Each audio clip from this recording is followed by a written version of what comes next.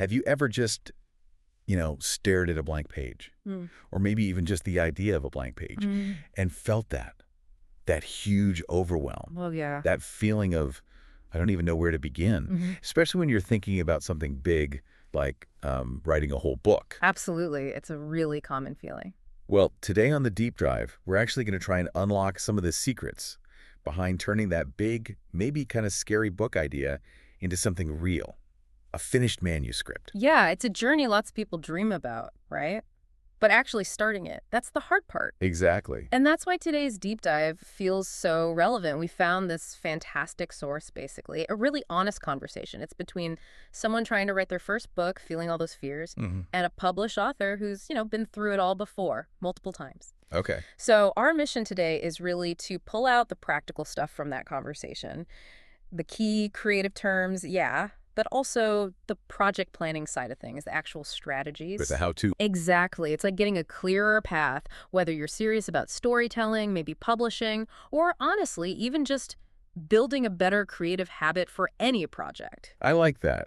A shortcut to the real process. That's the idea. Less romance, more reality. Okay, so let's start right there at the beginning. That initial spark, the dream of the novel, it feels huge, like you said. Where did the published author suggest starting? What's the absolute first step? Well, the first thing they talked about, and this really cut through the noise, was start with an outline. An outline, okay. Yeah, but crucially, the author said it doesn't have to be perfect. They admitted they used to get stuck trying to make the outline flawless before writing. I could see that happening. Perfectionism paralysis. Totally. They found the story often changed anyway once they started writing.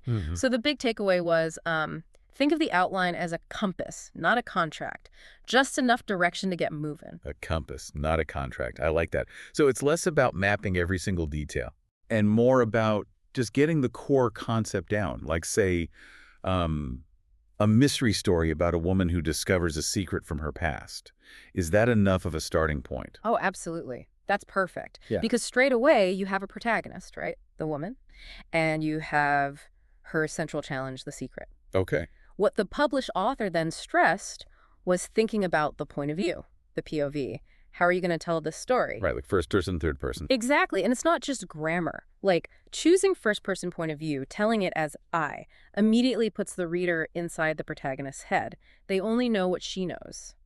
Which is great for a mystery, building that suspense. Precisely. It creates intimacy, but also limits information. And thinking about POV naturally leads you to consider the genre. Okay, it's a mystery, the setting, where does this happen, and the core conflict she's facing. So that outline gives you the basic bones, but how do you start adding, the muscle? Moving beyond just the idea, what tools did they talk about? Yeah, this is where the practical stuff really came in. Beyond just the outline, they talked about things like character sheets. Character sheets, like eye color and stuff. Well, yes, but deeper than that.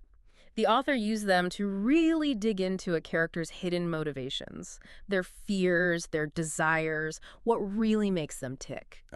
Okay. The psychology. Exactly. Because once your characters feel real, then you can map out the narrative arc, the overall shape of their journey, and you start thinking strategically about building tension. Tension, right. Keeping the reader hooked. Yeah. How did they suggest doing that? The author described tension as this kind of constant hum beneath the surface. It doesn't always have to be explosions and car chases. It builds slowly. It's about promises made to the reader, questions raised that need answers. Makes sense. And the source material, it mentioned a lot of specific writing terms here, didn't it? Things that help build that tension and structure. It did. Really useful stuff. Like the main plot, obviously, but also subplots. How those smaller stories weave in. Yeah, without derailing the main story. That's key. And the difference between dialogue, what people say out loud, and their inner monologue, what they're thinking. Crucial for character depth. Then there was world building. It sounds like fantasy, but they meant it for any story, right? Making the setting feel real. Absolutely. Even in a contemporary coffee shop needs world building so it feels authentic. And I remember specific devices, like a cliffhanger ending a chapter, or using a flashback, effectively. And foreshadowing, hinting at things to come. You nailed the key toolkit there. And understanding these isn't just about knowing the words, it's about knowing how and when to use them. Right. Like the author gave an example. Maybe the subplot about your protagonist learning to trust a stray dog could echo the main plot's theme of betrayal and finding connection again. It adds layers. Okay, I see. It deepens the story. Exactly. And things like foreshadowing, done subtly, make the ending feel inevitable and satisfying, not just random. It's about controlling the reader's experience. The aspiring writer was worried about plot holes. Always a fear. Right. And the author basically said, knowing these building blocks helps you avoid them, or at least patch them up effectively during revision. Okay, that makes a lot of sense. You've got the plan, the tools, but then there's the doing, the actual sitting down day after day.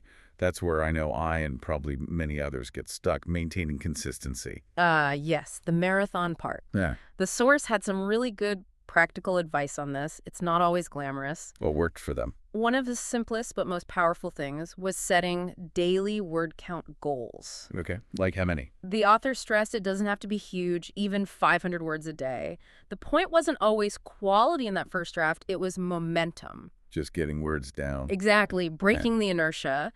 They even said some great ideas came on days they felt they were just writing garbage, simply because they were writing.